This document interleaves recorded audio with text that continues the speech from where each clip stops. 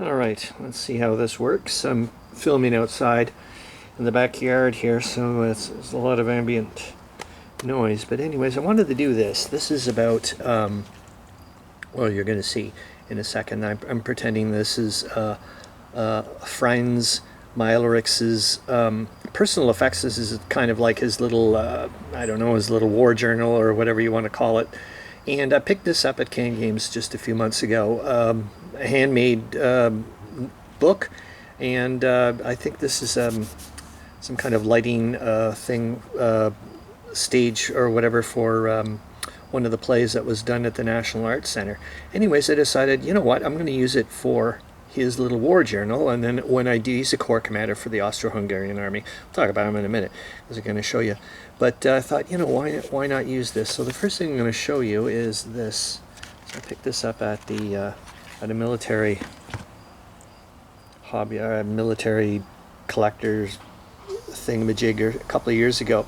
And when I looked at it, I went, you know what, this kind of looks Great War-ish. And it's just been sitting around for a couple of years in my in a box, and I was like, you know what, I'm going to pretend that this is Franz Mileric's dad, and that's his brother, and then I just got a necklace at the dollar store, and away we go. So I used that. And then in the back, I was like, okay, well, why not put in some interesting stuff? So you can see here, actually, that's his, these are the people that are part. He's just a little corps, and the Austro-Hungarians don't have a heck of a lot. But anyways, a part of his thing is he's got the 3rd Infantry Division, and that's run by Hans Hofbauer, and they're an elite, well, an Austro-Hungarian elite division for sure. And then he's got the 25th Infantry Division by Matthias Kohler, and the 1st Carpathians Cavalry Brigade. And then these guys are on loan from the Germans, the Silesian Infantry Brigade number 4, and that's by Felix Baumann. These are just names I went and grabbed off the internet randomly, you know what I mean? Just went for, hey, give me a list of Austro-Hungarian surnames and first names, and same as the Germans, and just popped them together. Anyways, and this is none of this is AI. None of this is AI related. I just decided to have some fun, so I decided to make a fake passport for him, and you can see it here. So he's that's just some Austro-Hungarian photograph of some captain or whatever, some officer, anyways, that I found from the Great War, and I decided to use that. And then this is some passport that I found just on images, and started to fiddle with it. But then when I looked over to here, I couldn't read that for the life of me. So I was like, well, what does that kind of say? And I was like, well, maybe it's Frainz Mileric. So I was like, you know what, let's just go with it. So that's why we've got Franz. Sorry, I'm trying to read through the thingamajig here so you guys can see, we can both see. Franz Mileric's Austrian date of birth, August 27th, 1880, 35 years old. He's a general major, and he's the commanding officer of the 7th Corps, 4th Army. So I thought that was good, you know, I just wanted to have some fun, like I said. So this is the map that he carries around with him to show what's going on with his front. And you can see there's not a heck of a lot going on here. You know, that's him there, and those are his 3 dudes right there. Oh, sorry, just this, actually. He's got to have somebody else. I'm sure of it, because he said he was also a cavalry brigade. Okay, there's the cavalry brigade.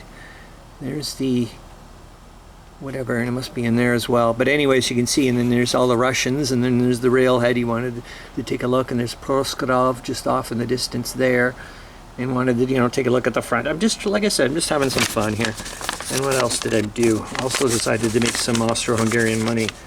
And oh, this is just, I don't know when the hell I found this, probably decades ago, but I'm just pretending that was his insignia, or whatever the heck you call these things, chevrons, that from his favorite time in the army. And he just keeps this. I don't know what the heck this is, but tough. We're using it. And then I just went online, and this is completely fake, obviously.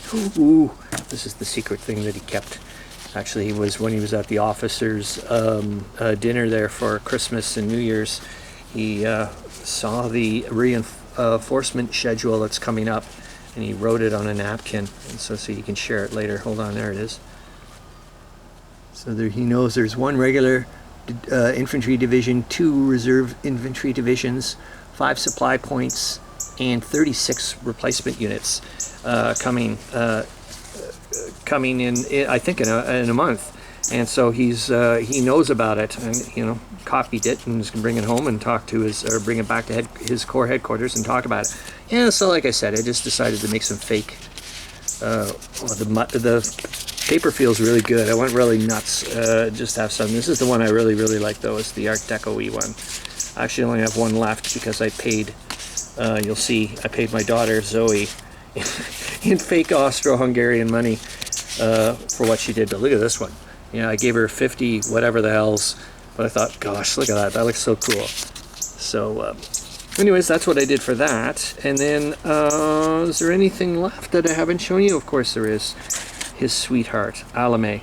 And Alame is, well, I couldn't get rid of the last Alame there you see in her neck there. I got rid of all the other Alames because that's from some company that has copyright to her. And I went, you know what? Fine, screw you. Then her name's going to be Alame. So this is Frainz Mileric's little sweetheart. And I found this. I don't know what the heck it is. I'm just going to pretend it's some kind of like, I don't know, maybe it was some part of a decoration. That's a cardinal, by the way, just chirping away. And maybe that's, I don't know, some decoration that was at the sweetheart ball or whatever. I don't know. Maybe whenever he asked her to marry him, who the heck knows?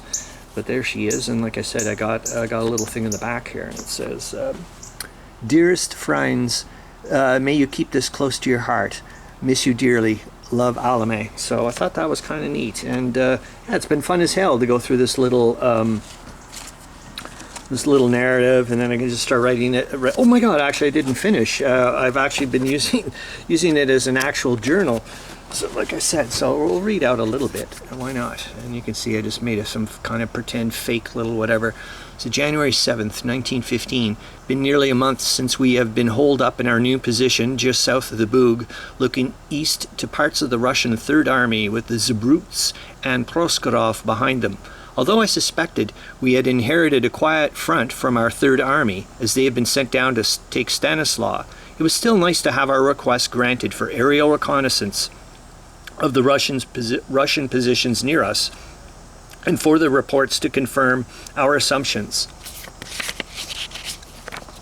It certainly does not look like the Russians have an immediate intent of pushing through here. They have their hands full along the Dniester, and from what I've heard, Stanislaw was taken from them just a couple of days ago, and the 3rd is pushing on against Brusilov's 8th. Although it has not happened yet, I suspect to lose our German troops, as the Silesian Brigade will most assuredly go with other Germans transferred to help out the 3rd and 2nd Armies with Plan 97.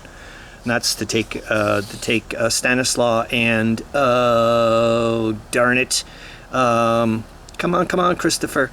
Stanislaw and, oh my God, it's one of my friend's cities. Oh, darn it, I can't remember it now. Oh, shoot, some ladders. Anyways, the nerve of, and it's along the Dniester to get all of them pushed across the Dniester. The nerve of Gotz to ask me to take more of his front on his left, my right. Not to mention that his 8th Corps have the same amount of front as we do, but he has more men. Anyways, I do not report to him, so he can take it up the Derain if he wants. I'm more concerned with my side of the park. I've attached an image of one of the reconnaissance planes that brought the good news, and that's a Voisin L, I think. Type L, it's a French plane, I do believe, and it was part of some of the Russian reconnaissance planes. They were using that at that time, and I rolled randomly to see which one, and that was the one they get. I spent all this time putting a little Russian thingamajig in here. You can't even see it, but anyways, at the moment I am mainly concerned with getting ourselves as prepared as possible for something to happen in spring. Whoever starts is anybody's guess. We are only about 20 kilometers from one of the railheads, and that has not escaped my attention. Must go, FM. And a little bit more here. January 8th, 1915. I only showed Hofbauer, that's the 3rd Infantry Division or 6th or whatever, the elite guys, what I had seen, and he was surprised as me. And that's about the little note, the little napkin of the reinforcement schedule.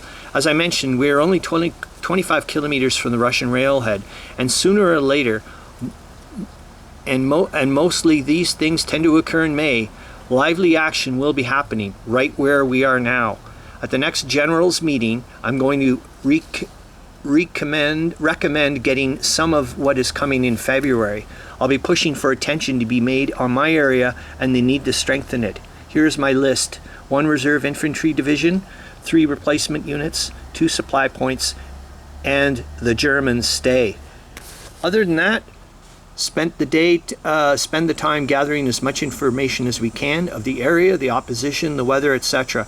Preparing for spring. Until next, MF. Anyways, that's it. I hope you like this, and that's that. Some of Frainz Mileric's personal effects. One of the core commanders for the Austro-Hungarian Empire. All right, see ya.